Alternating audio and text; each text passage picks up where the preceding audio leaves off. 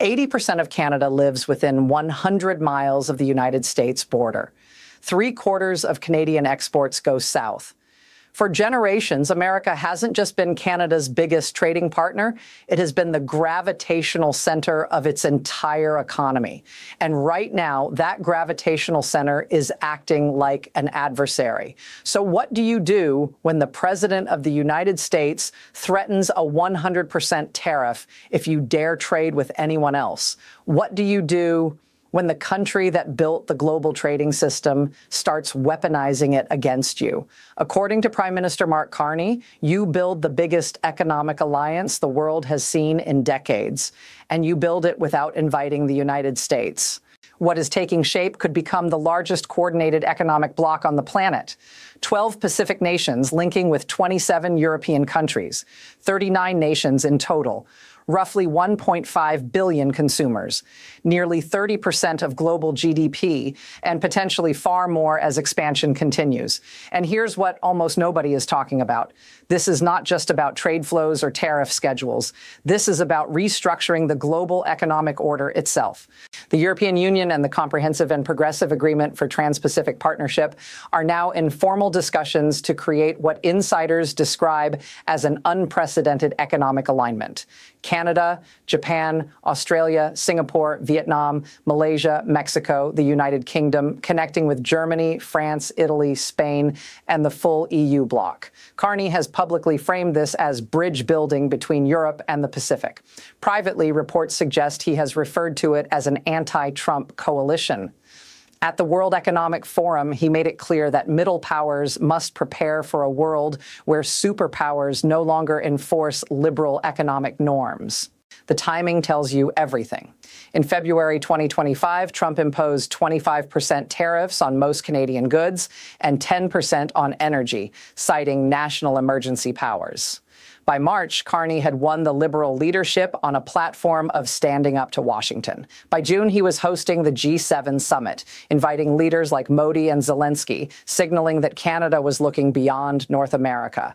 Then in November, Trump escalated, threatening a 100% tariff if Canada pursued a trade deal with China. Instead of backing down, Carney accelerated negotiations with Beijing while simultaneously signing agreements with Indonesia, Thailand, and South Korea, and announcing participation in Europe's rearmament initiatives. Canada began building alternatives to the American security umbrella.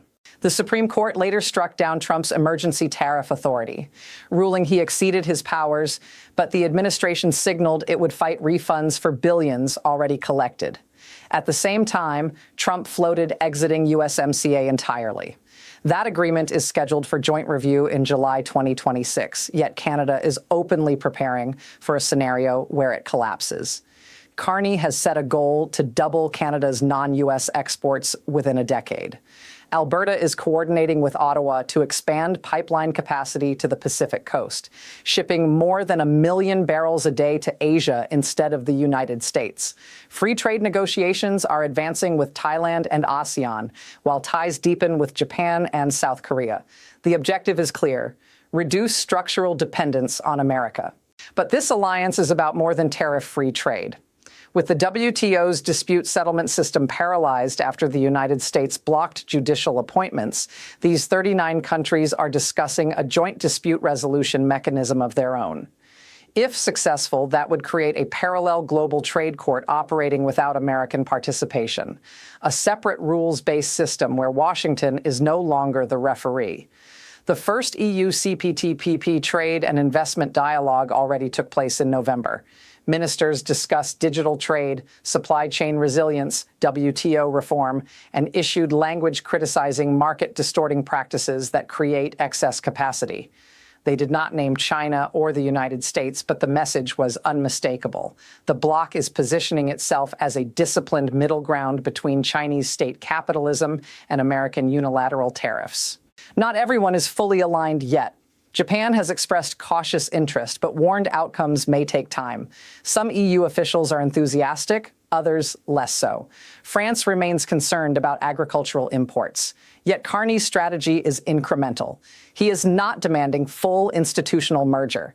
He is pushing structured cooperation, mutual recognition of standards, accumulation of rules of origin, and coordinated approaches to critical minerals, semiconductors, and clean energy.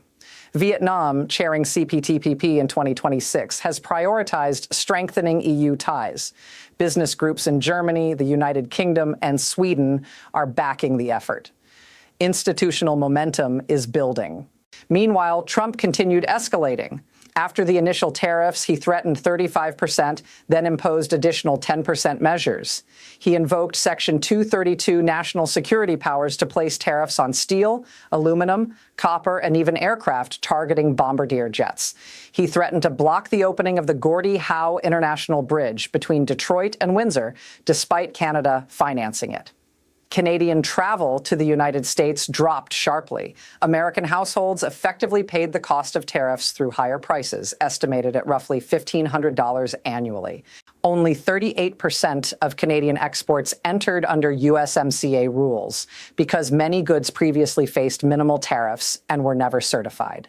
When new tariffs hit, companies found themselves trapped in compliance complexities. The uncertainty paralyzed planning on both sides of the border. While American firms debated legal remedies, Canadian companies secured multi-year contracts with European and Asian buyers. Carney also diversified security ties. Canada pledged to meet NATO's 2% spending target by 2026. But procurement increasingly included European systems and technology partnerships with South Korea and Japan, marking Canada's first comprehensive Indo-Pacific defense arrangements beyond the United States.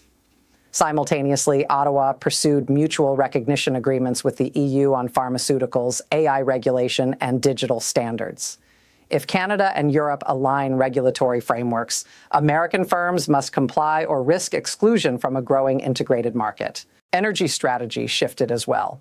Alberta's push for Pacific export capacity includes carbon capture investments designed to satisfy European and Asian environmental standards. British Columbia, long resistant to tanker expansion, began negotiations under economic pressure. Provinces once oriented almost exclusively southward are preparing for a world where that route is unreliable. China complicates the picture. Beijing has long expressed interest in CPTPP membership. Carney walks a narrow line, engaging China economically while coordinating with G7 partners on secure critical mineral supply chains that explicitly limit Chinese dominance. Canada approved selected Chinese investments in lithium and rare earths while simultaneously working with Europe and Japan to diversify sourcing. It is strategic ambiguity designed to maximize leverage. India re-enters the story as well. After diplomatic tensions under the previous government, Carney reopened dialogue with Prime Minister Modi at the G7. Revived talks on clean energy, artificial intelligence, and trade hint at potential future alignment. If India were linked in associated arrangements, the bloc's economic weight would expand dramatically. Expansion is already underway. The Philippines has applied to join CPTPP. Cambodia is studying membership. Costa Rica's negotiations are nearing completion. Each accession increases the gravitational pull of this emerging system. Combined, the EU and CPTPP already approach 30% of global GDP. With expansion and partnerships across Africa and South Asia, the share could rise far higher. Trump's strategy has centered on bilateral deals, encouraging investment pledges from Japan and framework agreements with the United Kingdom and South Korea. Yet many commitments remain vague, while the EU CPTPP process is constructing formal working groups and regulatory dialogues. The world economy appears to be fragmenting into three spheres: an American-centered network of bilateral deals, a Chinese-influenced bloc built around state-backed infrastructure, and this third coalition of market democracies seeking rules-based integration without U.S. dominance. Even if USMCA survives, trust has eroded. Canadian pension funds are gradually rebalancing away from heavy U.S. exposure. Manufacturers are diversifying supply chains. Once new infrastructure and contracts are in place, reversal becomes unlikely. The damage, even if political winds shift, may prove durable. There remains a theoretical path for the United States to join CPTPP, but given past withdrawal and domestic political constraints, that scenario appears remote under current leadership. Meanwhile, regulatory convergence between Europe and the Pacific could set global standards on climate policy, digital services, AI safety, antitrust enforcement, and carbon border adjustments. If 39 or more countries align on such frameworks, they shape the rules of 21st century commerce. American firms either adapt or face exclusion. The United States built the post-war trading order through Bretton Woods, GATT, the WTO, and NAFTA. Now its allies are designing a parallel architecture because they no longer view Washington as a stable anchor. The question is not whether change is happening. It is whether the United States fully understands the scale of what it risks losing. If this alliance solidifies, economic leverage shifts, regulatory power diffuses, and global governance evolves without American leadership. Whether it endures beyond one presidency or collapses with political change remains uncertain. But the restructuring has begun, and the world is not waiting.